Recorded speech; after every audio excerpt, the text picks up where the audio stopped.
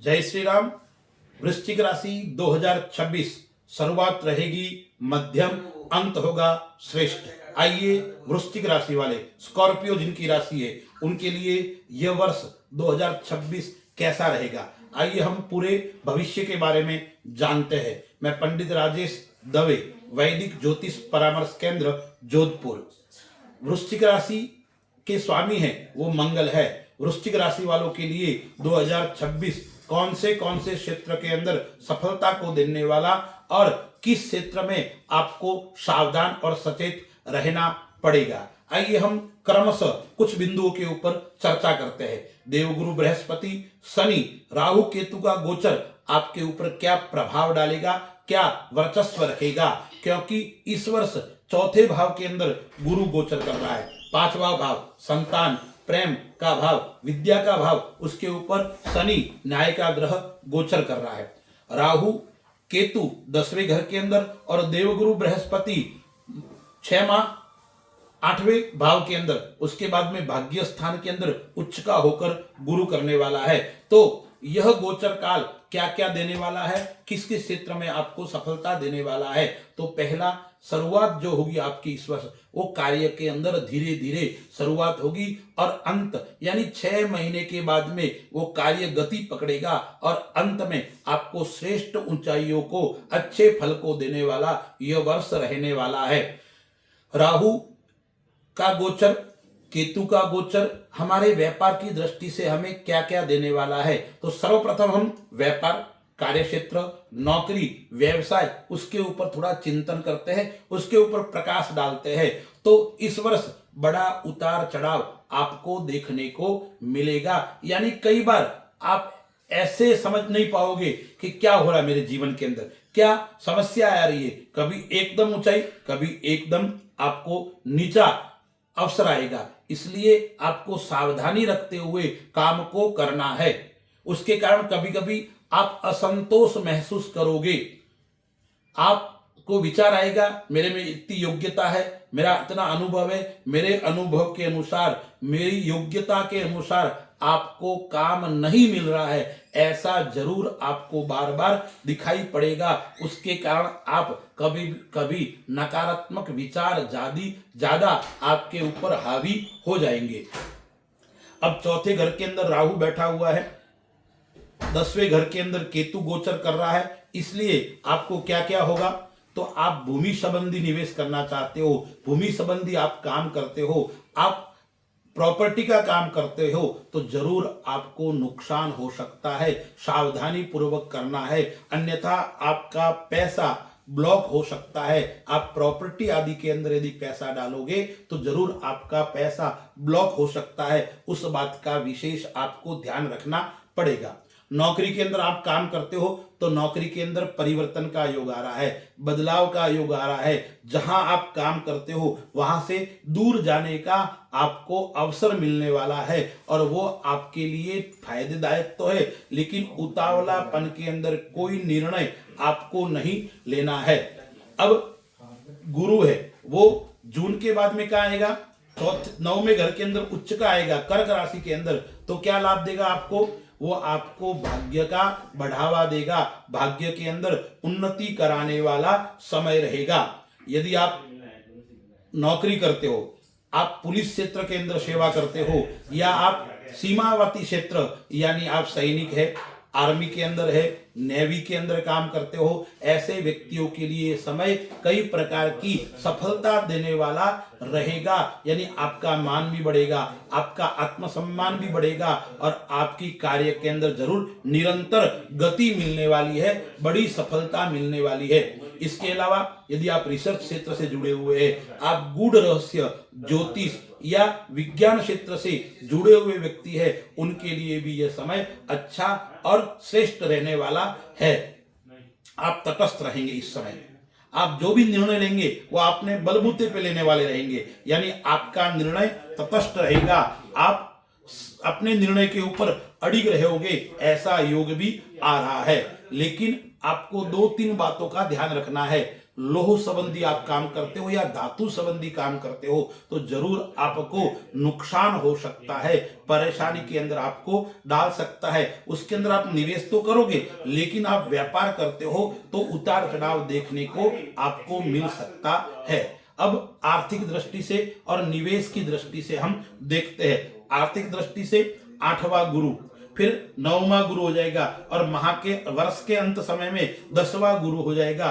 तो यह गोचर काल आपको इस वर्ष आकस्मिक धन की प्राप्ति कराने वाला समय रहेगा। कौन से क्षेत्र से करा सकता है? एक तो आपके पैतृक धन की प्राप्ति करवा सकता है या रुके हुए धन की प्राप्ति करवा सकता है। आपने विचार नहीं किया होगा, आपके मन में होगा भी नहीं कि मेरा यह धन आने वाला है, मैं किसी व्यक्ति से धन मांग रहा हूं, वो देने की स्थिति में भी नहीं है, लेकिन इस वर्ष आपको आकस्मिक धन की प्राप्ति कराने वाला यह समय रहेगा। या आपने कोई बीमा करा के रखा है या आपने कोई अच्छा निवेश पुराना किया हुआ है, उसका धन का आने का योग इस वर्ष आपको आ रहा है। अब आपको निवेश कौन से क्षेत्र में करना चाहिए? तो पहली बात है वो निवेश आपको शेयर मार्केट के अंदर निवेश करने से पूर्व जरूर सावधानी बरतनी पड़ेगी। आप कम समय के लिए शेयर मार्केट के अंदर काम करते हो तो वो आपके लिए उत्तम नहीं रहेगा। लंबे समय तक यदि आप निवेश करते हो तो आपके लिए अच्छा और श्रेष्ठ रहने वाला है।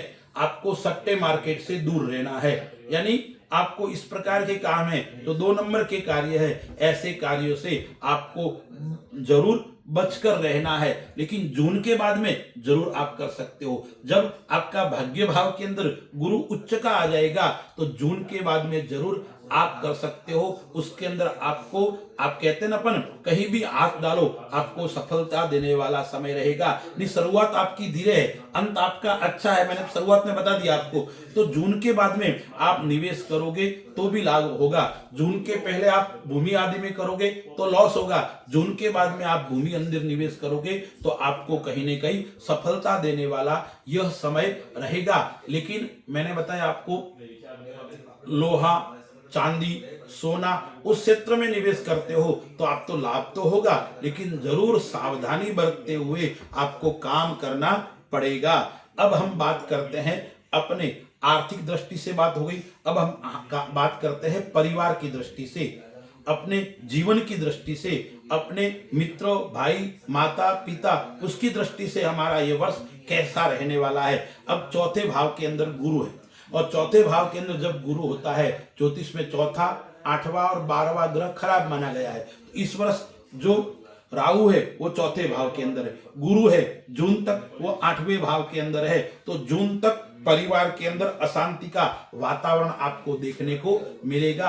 आपका घर का वातावरण कलह से परिपूर्ण रहेगा, यानी आप कोई भी बात करोगे आपकी बात उल्टी पड़ सकती है या आपके जीवन साथी के साथ में आपके मनमुटाव जरूर बढ़ सकते हैं। यानी अपने परिवार के साथ में, उसमें विशेष करके माता एवं जीवन साथी के साथ में आपके मतभेद बढ़ सकते हैं। पिता पक्ष अच्छा रहेगा, पिता से इतनी चिंता करने की आवश्यकता नहीं है, लेकिन माता पक्ष से जरूर कलह देखने को आपको मिल सकता है और माता का स्वास्थ्य भी नरम गरम जरूर रह सकता है। फिर संतान और प्रेम, संतान पक्ष से यह समय अच्छा रहेगा। संतान से आप चिंतित थे, वो चिंता आपकी दूर हो जाएगी और संतान का जरूर, जिसके संतान नहीं है उनके संतान होने का योग भी जून के बाद में आ रहा है। तो संतान पक्ष से आपका यह वर्ष शुरुआत में थोड़ा मध्यम रहेगा और जून के बाद में अति उत्तम और श्रेष्ठ रहेगा। संतान का योग भी इस वर्ष आपको मिल रहा है। अब 5वें भाव के अंदर शनि है, तो शनि वो क्या करवाएगा? प्रेम करवाएगा। शनि आप जिससे प्रेम करते हैं वो आपका प्रेम अच्छा रहेगा। लेकिन मैं एक बात का और संकेत करूंगा, क्योंकि शनि जो है वो प्रेम करवाएगा और वो प्रेम आपके विवाह के अंदर परिवर्तित हो सकता है। आप जिस पात्र को पसंद करते हो, जिससे आप प्रेम करते हो, उसके साथ में विवाह का योग भी इस वर्ष बन रहा है। लेकिन आपको एक बात का ध्यान रखना पड़ेगा, शनि न्याय का ग्रह है, तो आप किसी के साथ में अन्याय करोगे, आप यह विचार करके करोगे कि मुझे तो केवल समय पसार करना है, टाइम पसार करना है, तो किसी से आप प्रेम मत करना। अन्यथा न्याय का ग्रह आपको कहां तक ले जा सकता है? कोर्ट कचहरी विवाद तक ले जा सकता है। इसलिए सच्चा प्रेम करो, तभी प्रेम करना, तभी प्रेम आपका सफल होगा। अन्यथा केवल भावनात्मक संबंधों में आप रहोगे, केवल समय परिवर्तन करने की आप बात करोगे, तो समय पसार करने की बात करोगे, तो आपके लिए उचित और श्रेष्ठ नहीं है। अब हम स्वास्थ्य की दृष्टि से विचार करते हैं। स्वास्थ्य की दृष्टि से यह समय कैसा रहेगा? स्वास्थ्य की दृष्टि से यह श्रेष्ठ नहीं कह सकते, मध्यम फल देने वाला रहेगा, क्योंकि 5वें घर के अंदर शनि है, 4थे घर के अंदर राहु है, 10वें घर के अंदर केतु है, 8वें घर के अंदर गुरु है। इसलिए आपको एक तो पेट संबंधी समस्या कर सकता है, पाचन क्रिया आपकी बिगड़ सकती है। दूसरा, गुप्त रोग का भय भी इस वर्ष आपको देखने को मिलेगा।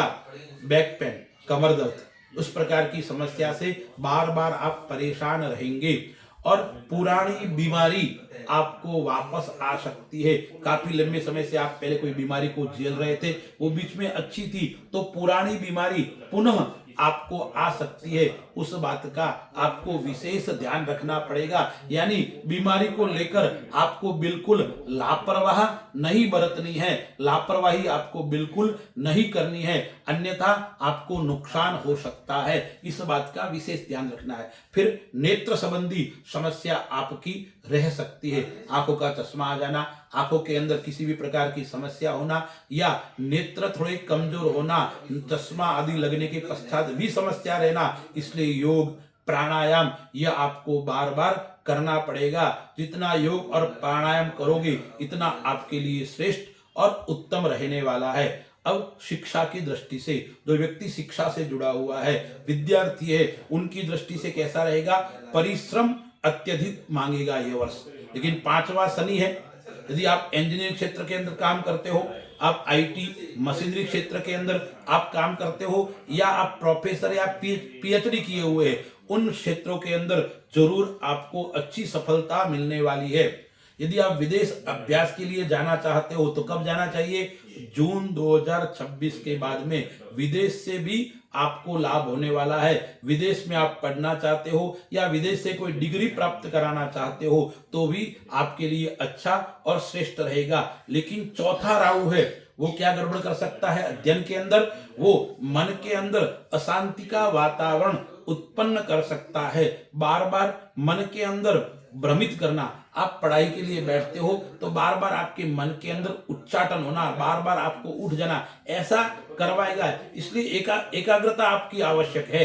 इसलिए आपको एकाग्रता के लिए बहुत प्रयत्न करना पड़ेगा। इसलिए मैंने शुरुआत में बताया, मेहनत से ही सफलता का योग इस वर्ष आपके ज्यादा आ रहा है।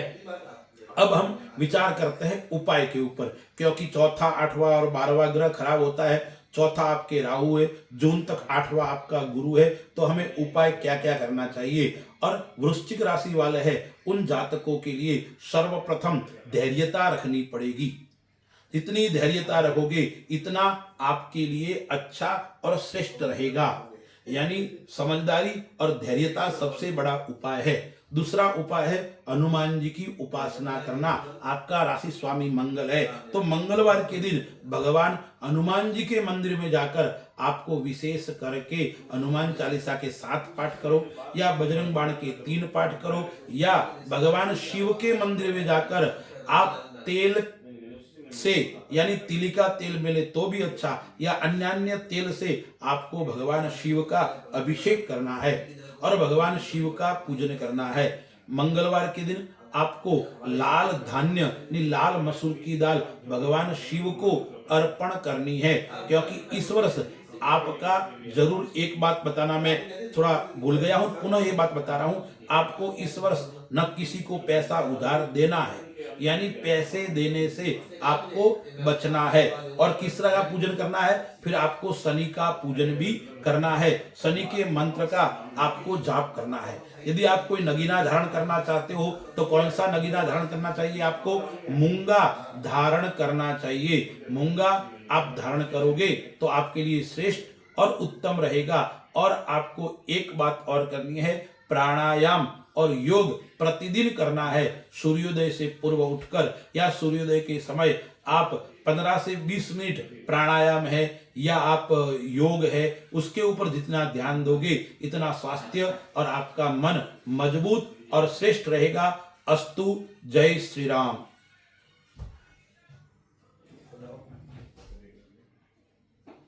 पंडित संजय